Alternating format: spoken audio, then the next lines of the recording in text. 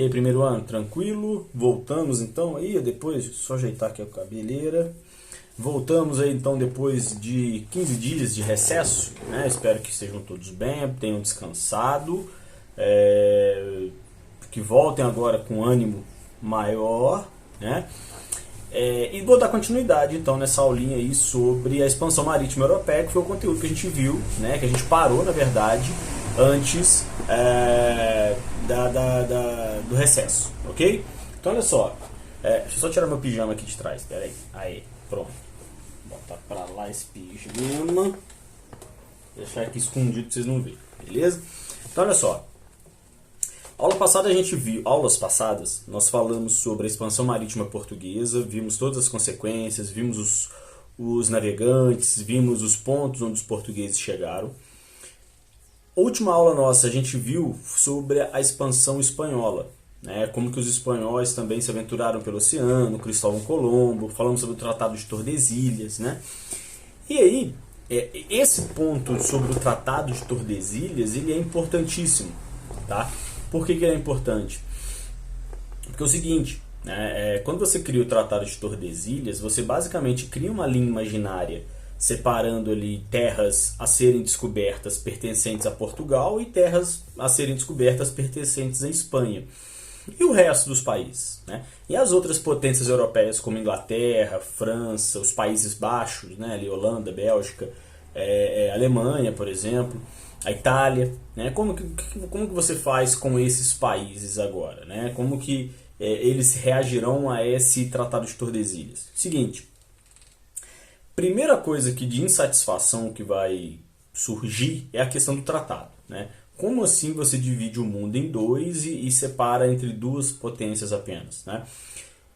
Outra coisa, os países que vão se aventurar no oceano bem depois de portugueses e espanhóis, como os ingleses, os franceses, os italianos até também, holandeses, esses países vão ficar muito descontentes pelo que sobrou. Porque basicamente a América Latina, ou seja, a América Central e do Sul, já era conquistada pelos espanhóis e portugueses. O continente africano, todo o litoral, basicamente, controlado pelos portugueses. Ilhas na parte ali do Oceano Pacífico, quase chegando já na Ásia, a grande maioria conquistada por portugueses e espanhóis também. Então o que sobrou? O que sobrou para quem veio depois? No caso aqui, o de relevante, nós temos a América do Norte, onde hoje é os Estados Unidos, o Canadá, uma parte do México. Essa região ela vai servir meio que de alento, por exemplo, para os ingleses, para os franceses, para alguns holandeses também, que vão para essa região e vão passar a colonizar essa área. Ela não vai ser muito lucrativa, é uma região muito fria, né? Quanto mais ao norte, mais frio. E ela não tinha, a princípio, um lucro tão grande assim para ingleses e franceses, por exemplo, que foram os dois principais, né? Então, essa falta de lucros que você teria com a América do Norte, ela vai desencadear outros objetivos, por exemplo, né? Os ingleses, no caso, eles financiavam piratas, né? Os corsários, né? Que eram piratas que trabalhavam para alguma coroa, né? Então, por exemplo, muitos corsários eram financiados pela Inglaterra para assaltar navios espanhóis e navios portugueses que vinham, por exemplo, da América com os navios lotados de ouro, de pau-brasil, de açúcar e de outras especiarias, né? Os holandeses, por exemplo, eles só conseguem, a gente vai ver o conteúdo que nós vamos ver ainda, eles só conseguem invadir Pernambuco, por exemplo, depois de assaltarem um navio um navio espanhol lotado de ouro, vindo aqui da América, né?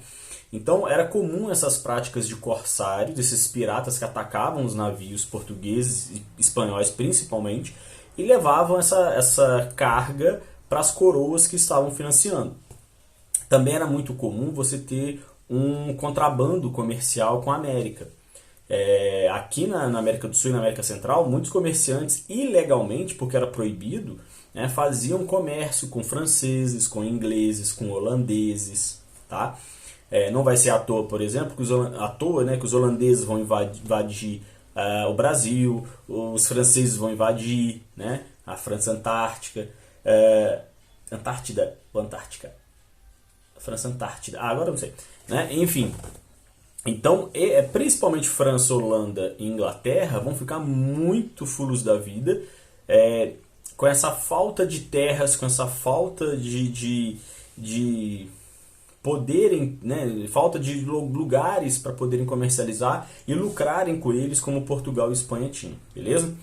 Ainda dentro dessa expansão marítima, você vai ter o surgimento de uma prática econômica muito famosa, é uma prática econômica que aparece no PISM constantemente, que é o mercantilismo. O que é o mercantilismo, Diogo? Olha só, o mercantilismo ele foi uma medida econômica adotada pelos reinos absolutistas, ou seja, pelos reinos que possuem uma monarquia, né? E muito graças a essa expansão marítima portuguesa. Desculpa, expansão marítima europeia. Tá? Mas não é à toa que o mercantilismo ele vai surgir primeiro com Espanha, Portugal, depois vem surgindo com França, Inglaterra. Tá? O mercantilismo, essa prática aí, ela tinha o objetivo de fortalecer os reinos, de fortalecer o Estado monárquico. Beleza? Como, Diogo? Tem algumas características que eu vou falar para vocês. Primeiro, metalismo. A principal característica do mercantilismo é o metalismo. O que é isso, Diogo? Dizia-se que para um reino ser forte, um estado ser forte, você deveria ter acúmulo de metais preciosos. Ouro e prata, no caso. Diamantes também, né? As pedras preciosas. Então, quanto mais forte para você tornar o seu reino mais forte, você deveria acumular metais preciosos, ouro e prata, no caso. Tá? Outra característica é a balança comercial favorável. O que é isso, Diogo? Você, para fortalecer o seu reino, você deveria exportar mais e importar menos. Né? Como assim, Diogo? Vender mais para outros países, por exemplo, algum tipo de produto, e comprar cada vez menos. Assim você teria um lucro cada vez maior. Né? Incentiva a construção naval. Então, os países que vão adotar o mercantilismo, essa prática econômica, vão incentivar a construção de navios. Óbvio, né? Para chegar em outras regiões, fazer comércio, explorar metais preciosos. Né? Protecionismo alfandegário. O que é isso, Diogo? Você proteger o produto interno do seu reino. Então, por exemplo, produtos que cheguem de outros países no seu reino, você coloca impostos para eles ficarem mais caros e não ter uma concorrência com o produto que você produz ali no seu reino. Sacaram? Então, por exemplo, Portugal, produtos que vinham da Inglaterra, da França, da Espanha, eles colocavam impostos, esses produtos ficavam caros e na hora de comprar a pessoa preferia comprar o produto de Portugal mesmo, que era mais barato. Né? O próprio nome já diz, protecionismo. Né? E por último, o pacto colonial. O que é isso, Diogo? O pacto colonial era um monopólio comercial, na verdade. Como assim, Diogo? Exemplo, Portugal e Brasil. Né? Portugal, metrópole, Brasil, colônia. O pacto colonial consistia em que o Brasil só poderia comercializar os seus produtos com Portugal. Beleza? Então, o Brasil, os brasileiros não poderiam vender produtos, comercializar com ingleses, espanhóis, franceses. Não. O pacto colonial, o próprio nome já diz, é um pacto, é uma aliança entre metrópole e colônia, onde essa relação comercial só pode ser feita entre os dois. Ok? Portugal com o Brasil, as colônias aqui na América Espanhola com a própria Espanha. Beleza? Então você não poderia quebrar isso. Tá certo? Fechamos por aqui. Tá? Encerrei expansão marítima europeia. Próxima aula a gente entra... Deixa eu ver se eu lembro. Próxima aula nossa, nós vamos entrar em renascimento cultural e científico. Ok? Valeu, pessoal. Até mais.